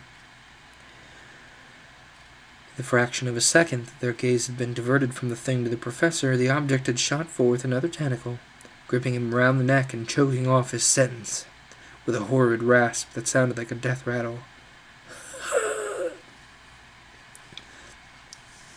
Needless to say, the revolting process that had turned Bill Jones from a human being into a mindless automaton was repeated with Professor Ralston. It happened as before, too rapidly for intervention, too suddenly for the minds of the onlookers to shake off the paralysis of an unexpected and entirely unprecedented nightmare. But when the victim was thrown to the surface, when he stepped out, drained of the grayish, smoke-like essence, a tentacle still gripped his neck, and another rested directly on top of his head. This latter tentacle, instead of absorbing from him, visibly poured into him what resembled a thread-like stream of violet light. Facing the cowering audience, with eyes staring glassily, still in the grip of the unknowable thing, Professor Ralston did an unbelievable thing. He resumed his lecture at the exact point of interruption, but he spoke with the tonelessness of a machine that pulsed to the will of a dictator, inhuman and inexorable. What you see before you. The voice continued, the voice that no longer echoed the thoughts of the amoeba of the professor, is what you would call an amoeba, a giant amoeba. It is I, this amoeba, who am addressing you, children of an alien universe. It is I, who through this captured instrument of expression, whose strange language you can understand, am explaining my presence on your planet. I pour my thoughts into this specialized brain box which I have previously drained of its meager thought content. Here the honorable colleagues nudged each other gleefully. I have so drained it for the purpose of analysis, and that the flow of my own ideas may pass from my mind to yours unimpeded by any distortion that might be otherwise caused by their conflict with the thoughts of this individual. First I absorbed the brain content of this being whom you call Bill Jones, but I found his mental instrument unavailable. It was technically untrained in the use of your words that would best convey my meaning. He possesses more of what you would call innate intelligence, but he has not perfected the mechanical brain through whose operation this innate intelligence can be transmitted to others and applied for practical advantage. Now this creature that I'm using is, as you might say, full of sound without meaning. Oh wait, no, this is still the amoeba speaking, sorry. Now this creature that I am using is, as you might say, full of sound without meaning. His brain is a lumber room in which he has hoarded a conglomeration of clever and appropriate word forms, with which to disguise the paucity of his ideas, with which to express nothing. And yet the very abundance of material in this storeroom furnishes a discriminating mind with the excellent tools for the transportation of its ideas into other minds. Know then that I am not here by accident. I am a space wanderer, an explorer from a super-universe whose evolution has proceeded without variation along the line of your amoeba. Your evolution, as I perceive from an analysis of the brain content of this professor, began its unfoldment in somewhat the same manner as our own. But in your smaller system, less perfectly adjusted than our own to the cosmic mechanism, a series of cataclysms occurred. In fact, your planetary system was itself the result of a catastrophe, or of what might have been a catastrophe, had the two great suns collided whose near approach caused the wrenching off of your planets. From this colossal incident, rare indeed in the annals of the stars, an endless chain of accidents was born, a chain of which this specimen, this professor, and the species that he represents, is one of the weakest links. Your infinite variety of species is directly due to the variety of adaptations necessitated by this train of accidents. In the super-universe from which I come, such derangements of celestial machinery simply do not happen. For this reason, our evolution has unfolded harmoniously along one line of development, whereas yours branched out into diversified and grotesque expressions of the life principle. Your so-called highest manifestation of this principle, namely your own species, is characterized by a great number of specialized organs. Through this very specialization of functions, however, you have forfeited your individual immortality, and it has become about that only your life stream is immortal. The primal cell is inherently immortal, but death follows in the wake of specialization. I'm sorry, I don't want to... It looks like it's going to monologue for a long time, but trust me, he secretly has a flat voice. I'm just going to not read it in a flat voice, because it's getting a little boring sounding to my brain. This is a really interesting, ramble on. It's a good, exposition. Anyway, continuing on. We, the beings of this amoeba universe, are individually immortal. We have no highly specialized organs to break down under the stress of an environment. When we want an organ, we create it. When it has served its purpose, we withdraw it into ourselves. We reach out our tentacles and draw to ourselves whatsoever we desire. Should a tentacle be destroyed, we can put forth another. Our universe is beautiful beyond the dreams of your most inspired poets, whereas your landscapes, though lovely, are stationary, unchangeable except through Herculean efforts. Ours are protean, eternally changing. With our own substance we build our minarets of light, piercing the aura of infinity. At the bidding of our wills we create, preserve, destroy, only to build again more gloriously. We draw our sustenance from the primates, as do your plants, and we constantly replace the electronic base of these primates with our own emanations, in much the same manner as your nitrogenous plants revitalize your soil. While we create and withdraw organs at will, we have nothing to correspond to your five senses. We derive knowledge through one sense only, or, more accurately, a supersense. We see and hear and touch and taste and smell and feel it. No, not through any one organ, but through our whole structure. The homogeneous force of our omnisubstance subjects the plural world to the processing of a powerful unity. We can dissolve our bodies at will, retaining only the permanent atom of our being, the seed of life dropped into our soil, of our planet by infinite intelligence. We can propel this indestructible seed on light rays through the depths of space. We can visit the farthest universe with the velocity of light, since light is our conveyance. In reaching your little world, I have consumed 1,000,000 years, for my world is 1,000,000 light years distant, yet to my race 1,000,000 years is as one of your days. On arrival at any given destination, we can build our bodies from the elements of the foreign planet. We attain our knowledge of conditions on any given planet by absorbing the thought content of the brains of a few representative members of the dominant race. Every well-balanced mind contains the experience of the race, the essence of the wisdom that the race soul has gained during its residence in matter. We make this knowledge a part of our own thought content, and thus the universe lies like an open book before us. At the end of a given experiment in thought absorption, we return the borrowed mind stuff to the brain of its possessor. We reward our subject for its momentary discomfiture by pouring into his body our splendid vitality. This lengthens his life expectancy immeasurably, by literally burning from his system the germs of actual or incipient ills that contaminate the bloodstream. This, I believe, will conclude my explanation, an explanation which to you, as a race in whom intelligence is beginning to dawn, you are entitled. But you have a long road to travel yet. Your thought channels are pitifully blocked and crisscrossed with nonsensical and inhibitory complexes that stand in the way of true progress. But you will work this out, for the divine spark that pulses through us of the larger universe also pulses through you. That spark, once lighted, can never be extinguished, can never be swallowed up again in the primeval slime.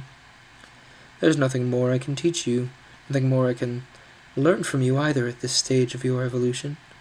I have but one message to give you, one thought to leave you with. Forge on. You are the path. You are on it. Your path, you see it, you're on it. The stars are over you. Their light is flashing into your souls, the slogan of the Federated Suns beyond the frontiers of your little warring worlds. Forge on. The voice died out like the chiming of a great bell, receding into an immeasurable distance. The superlicious tones of the professor had yielded to the sweetness and light of the greater mind, whose instrument he had momentarily become.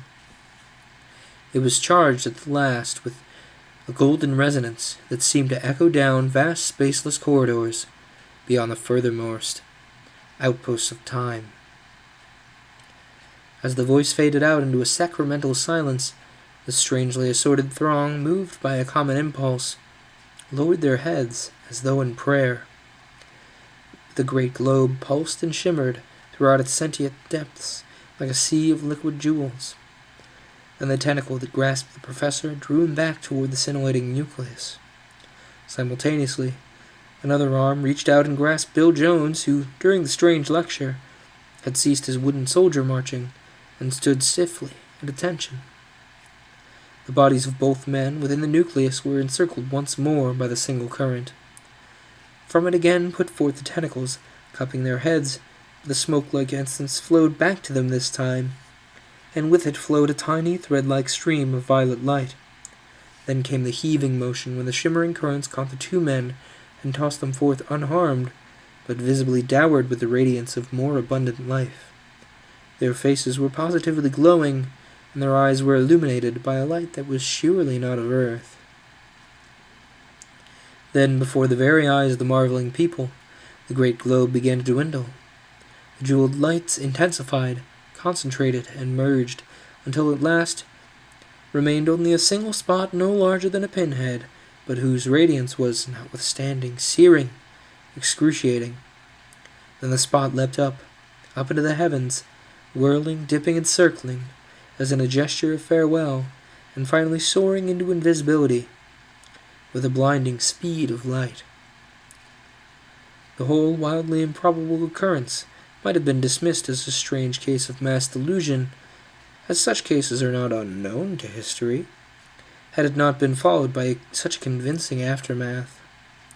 The culmination of a series of startling coincidences, both ridiculous and tragic, at last brought men face to face with an incontestable fact, namely that Bill Jones had emerged from his fiery baptism, endowed with the thought-expressing facilities of Professor Ralston, while the professor was forced to struggle along with the meager educational appliances of Bill Jones. In this ironic manner, the space wanderer had left unquestionable proof of his visit by rendering a tribute to innate intelligence and playing a Jovian jest upon an educated fool. A neat transposition.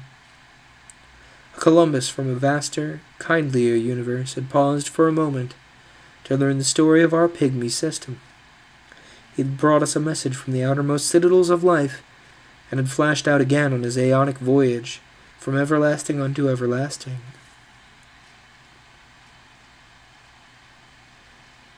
That was a Jovian jest.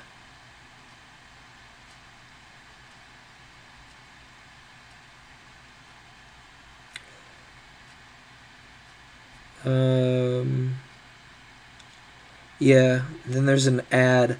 Then there's an ad for what looks like Army recruitment? Yeah. Yeah. It's for it's for a military training camp. Wow. That's a real blast. Oh, for now we're gonna skip that. Ooh. Oh. Finally, we come to our last story of this particular issue, the May issue, as I recall. Yes, the May issue. The Atom Smasher. I'm going to take a short moment to grab some water, but do stick around.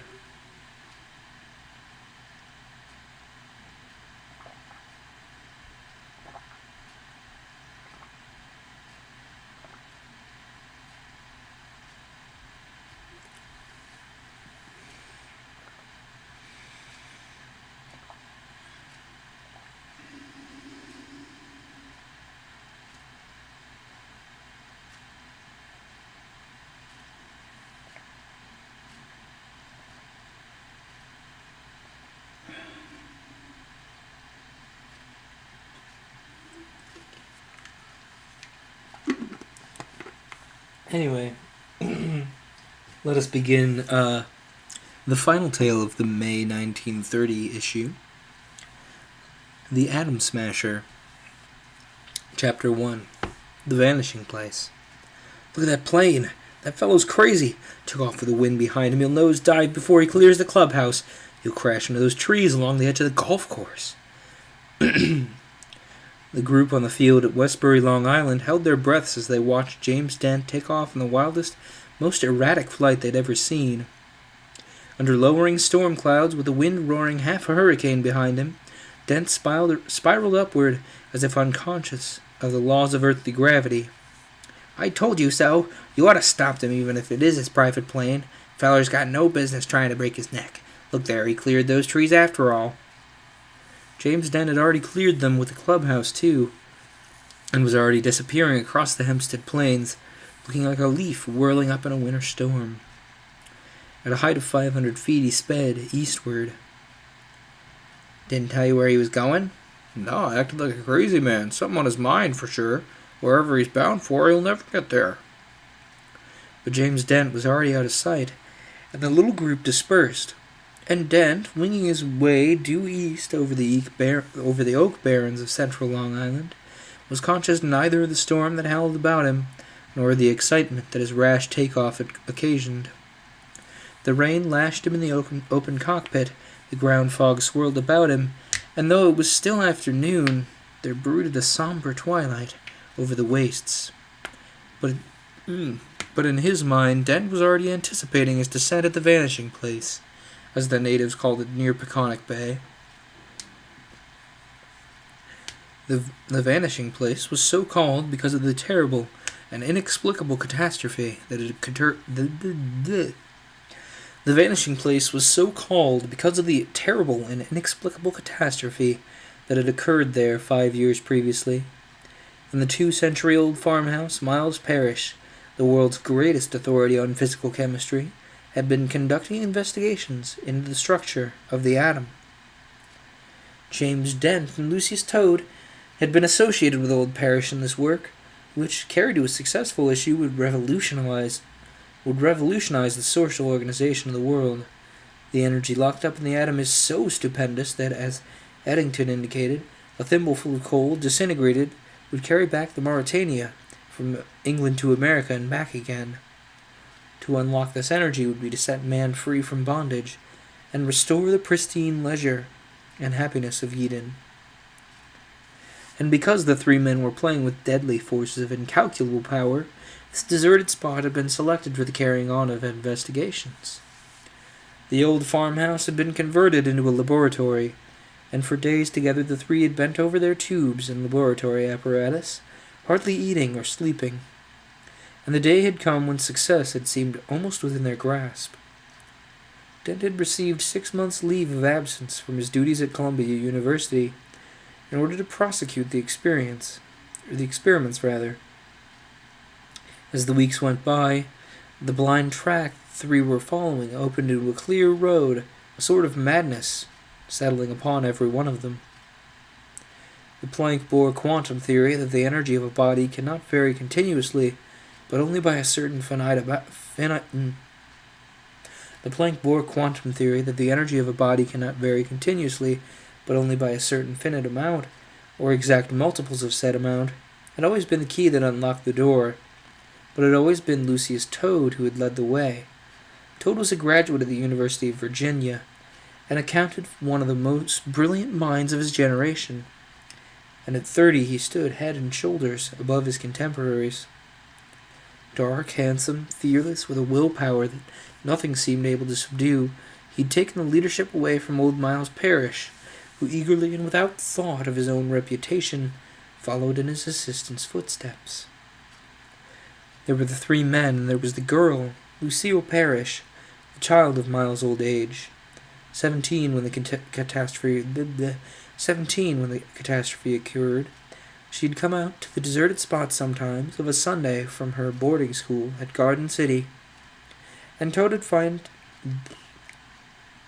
time to make love to her when he rushed her back to school in his high-powered Ford car. Jim Dent had known nothing of that until after the catastrophe. Lucille had been afraid of him, afraid to open her mouth upon the subject even to her father, and she'd been fascinated too, as a young girl may well be, when a fascinating man of 30 uses his arts to win her. It was only by chance that Jim had failed to be involved in the hideous catastrophe that had stamped the old farmhouse with the name of Vanishing Place whenever the natives spoke of it. "2 killed in laboratory explosion," was the heading in the next morning's paper, which gave Jim his first intimation of the accident. He'd been to Columbia overnight to check up on a new publication that contained an article on the hydrogen spectrum. It was only a long paragraph, and the names of Parrish and Toad meant nothing to the man who'd written it, but Jim had taken the train to Hempstead, taxied to the flying fields, and essayed his first plane ride to Peconic Bay in the charge of a pilot. A group of natives, 3 newspapermen, and a Suffolk County policeman were near the spot where the farmhouse had been. Near the spot, not on it. For where the farmhouse had been was a great pool of stagnant water, black as ink, covering an expanse of perhaps 3/4 of an acre. "No, sir, there was no explosion. At least none of the fellows heard anything. Just well, you tell the professor, Mr. Lum." "It was about 8:30 last night, Mr. Dent," said Andrew Lum, who kept the village store a mile away. "The ground seemed to rock. Earthquake, I says to myself, holding on to that door. But it wasn't no earthquake. It's too gentle for that. Nothing broke, not even a plate. And I says to Mrs. Lum, they're gone, poor fellers, and I always knew it'd be that way. It's lucky old Mr. Dent went out last night on the 7:15. We were here, but there wasn't no sign of the place, just a hole in the ground with sort of sticky mud in it. Water's been filling in since then, but I guess it's reached level now. They just blowed themselves to bits, Mr. Dent." "Tell 'em about the vital light, Andy." "Yeah, like a pillar of red fire they were, Mr. Dent. We saw it through the trees, but by the time we got here, it was most gone. Gosh, that throwed a scare into some of us." "It was Mr. Toad's soul a-burning. I always said that the feller'd come to no good end." The group shook their heads and remained silent. It was clear that if they didn't share Grandpop Daw's opinion, they at least considered it, not without the bounds of possibility. Lucius Toad had created a bad impression among the natives. Jim Dent stopped and picked up something lying embedded in the mud at the edge of the black pool and slipped it into his back pocket. He'd been present at the inquest and gone back to Columbia. That had been 5 years before. Professor McDowd, the paleontologist, had identified the object Jim had found as a milk molar of the Merychippus insignis, the Miocene representative of the modern horse. And that had made Jim Dent think furiously.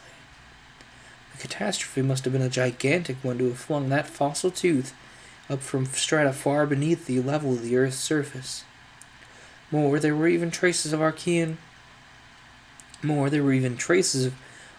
deposits around the borders of the pool, whose depth in the center was ascertained to be 164 feet.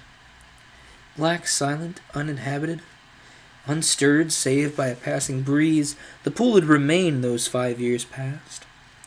The spot was shunned as haunted or perhaps accursed by the superstitious country folk. Dense underbrush had grown up around it, and periodically Jim had gone out to visit it. That was how he'd come to invest in a private plane.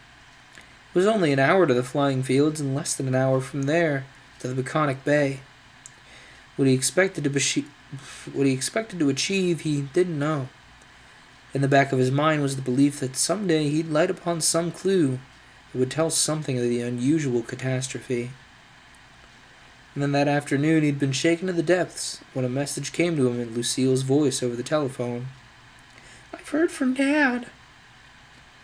Winging his way eastward through the storm, Jim Dent was mentally reconstructing all that led up to the present moment. Lucille had finished her high school course and gone into business life. Jim had found a position for her as a secretary to a small group of physicists who were conducting private investigations, a position for which her training well fitted her. She'd done well, and he had kept in touch with her. 6 months before, their relations had altered. They'd realized they were in love with each other. Yes, I speak English. They had realized that they were in love with each other, and in the months that followed they discovered all sorts of things about each other that neither had suspected, which might be summed up by saying that they had become all in all to each other. It was so amazing, this transformation of ordinary friendship to radiant love, that they were still bewildered over it. They were to be married at the end of the year.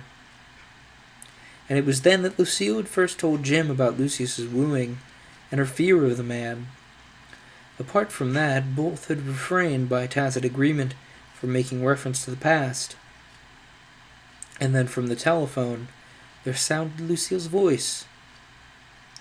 "I've heard from Dad." "From your father?" "You're mistaken, dear." "No, Jim, I'm not mistaken. He called me on the phone 2 hours ago. I couldn't mistake his voice, and besides, he called me Lucy like he used to. He told me to come at once to the vanishing place, but not to tell a soul unless I wished to do him a greater evil. And he rang off." "Where are you now?" "I'm phoning from Amityville. I took the train immediately, but I was so frightened, and I at least decided that I must tell you. I didn't think Dad would mind, rather. So I got out. There's another train in a few minutes, and I'll go into the Hampton Bays and walk the 2 miles to the vanishing plate. I'll meet you there." Lucille, wait. Can't you meet me somewhere else and we'll go on together? I'll just get my plane and... No. I can't wait, Jim. I'm in such a terror that I won't find Dad when I get there. And he told me to tell nobody. I'll meet you at the vanishing place, Jim. And so great had been her agitation that with that arrangement, Jim had to rest content. He had taken a taxi out to the flying field at once. In a half hour, he would know what had happened, and he was obsessed by the terror that he wouldn't find Lucille or anything except the lonely pool. That was why he opened the throttle and drove on wildly through the scurrying wraiths of mist, pierced by the tops of trees that at times rose dangerously near their spreading wings. That gap in the trees was Lake Ronkonkoma. Not far now. Jim would know soon. But as he flew, vague fears that had beset his mind since he had received Lucille's message began to crystallize into the single fear of the toad. If Parrish were really alive, why not Toad too? Beneath the polish and the surface comradeship, Jim had always been conscious of some diablerie about the man, of some inner life which he knew nothing about. Something unscrupulous and relentless, something infinitely cruel, as when he had tested the atom smasher on a stray cur that had run to the laboratory, not for experimentation but in mere savagery, converting the living beast instantly into a shapeless mass of flesh and bone. And Toad had known more about the atom smasher, as they effectively called the mechanism for releasing atomic energy, than old Parrish and he together. Suppose Lucille's story were true. Suppose Old Parrish were actually alive. Suppose Toad was responsible for some designed scheme which would, in the end, place Lucille in his power. Wild thoughts and fears, but soon Jim would know. And with the throttle stretched to the limit, he went roaring over the scrub oak toward Petonic Bay. It was beginning to grow dark, almost too dark for landing, but now Jim could feel the tang of the salt wind upon his face. He slowed down, and the fog was thick as ever, but the scrub oak had given place to more open country. In a minute or two he ought to find some landmark. Yes, he'd overshot his mark, for suddenly, through a gap in the mist, he saw a line of breakers forming a white ridge upon the sand.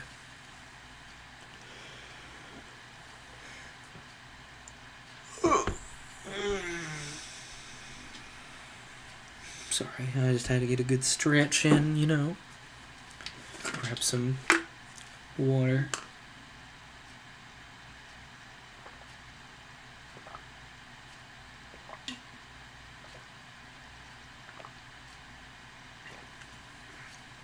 A mile southward. Jim knew where he was now, for he knew every curve of that shore. He banked and turned, and then saw something that for an instant chilled his blood. Not far away, and not far beneath him either, a ghostly violet haze was spreading through the fog, and the fog itself was coiling back from it, until it formed a dense white wall. For a moment, Jim's hand was paralyzed upon the stick. The next his decision was made. He closed his throttle and went down in a slow descent. He closed his throttle and went down in a slow descent, right toward the heart of that column of lavender smoke that seemed to be springing straight up out of the ground. A pillar of violet fire. The plane dove through the dense wall of fog, which for a moment shut out the violet fire completely. Then Jim was through, and almost immediately beneath him lay the glack. I don't know where I'm getting black. Then almost immediately beneath him lay the black and glassy surface of the pool. Out of the very heart of it rose the fire, burning like some infernal flame that consumed nothing, and between it and the fog was a space of almost translucent air, extending to the borders of the pool. Jim began to circle the pool to find a landing place, but as he looked down, the surface of the pool began to change its aspect. In place of the unruffled calm, it began to work with some devil's yeast all around the central pillar of flame, until its depths seemed to be churned up in frothy masses, and the movement extended almost to the circumference. Then the whole surface of the water began to tilt and sway with a slow, shimmering, undulatory movement, as if it was a giant roulette wheel in rotation. And something was materializing out of the heart of the violet flame itself. It was a face, a human face, with bestial features, distorted and enormously magnified through the substance in which it was. Such a face as might look back upon an observer out of one of those distorting mirrors at Coney Island, or some other place of popular amusement, but twisted and enlarged beyond conception, so that it covered half the area of a city block. It was curiously blurred, too, as if each atom of the face was an isolated It was curiously blurred as well, as if each atom of the face was an isolated motion on its own account. And beneath the face appeared the vague outlines of a hand, apparently manipulating some sort of infernal mechanism. And that face, enlarged as it was out of all proportion, filled Jim's heart with greater horror than any face he'd ever known. For it was the visage of Lucius Toad, and on those huge and distorted features was something that looked like a diabolical smile. And then everything vanished. Jim was back in the surrounding wall of fog, and instinctively he banked again. He strove to drive the horror from his brain. He must circle incessantly in the hope of finding Lucille. She must have already arrived, but if she had not fallen into Toad's power, she would hear the roaring of the plane and manage to signal him.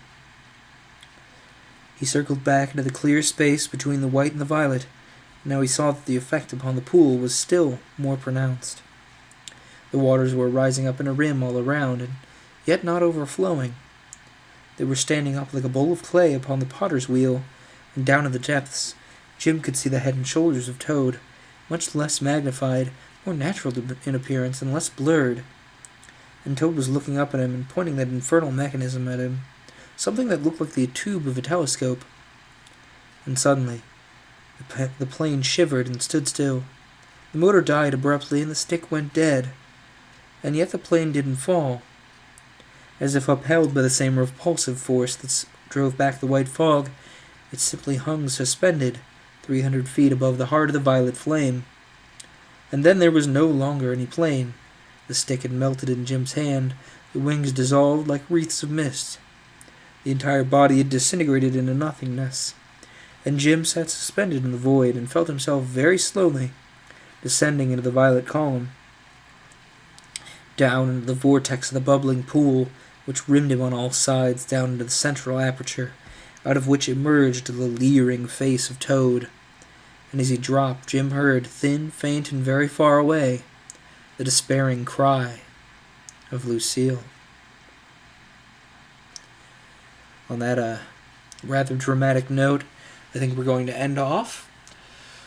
Tune in next week for hopefully, the rest of this story about the Atom Smasher. And, I think that'll be that, folks. This has been Paper Cuts. I hope it didn't sting.